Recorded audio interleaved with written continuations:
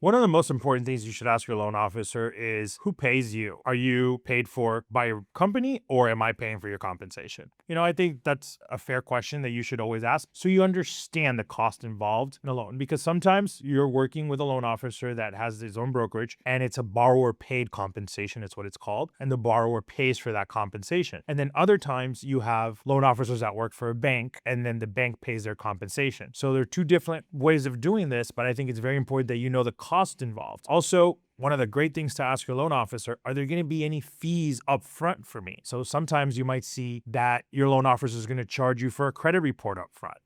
Some loan officers do, some loan officers don't. So you want to see what all the fees are involved. Also, what is the timeline? Depending on your situation, what is the timeline for my approval to be ready? When will I have an approval? How long does this process take? Those are the few items that I think are very important at the beginning for you to know and to be able to make informed decisions.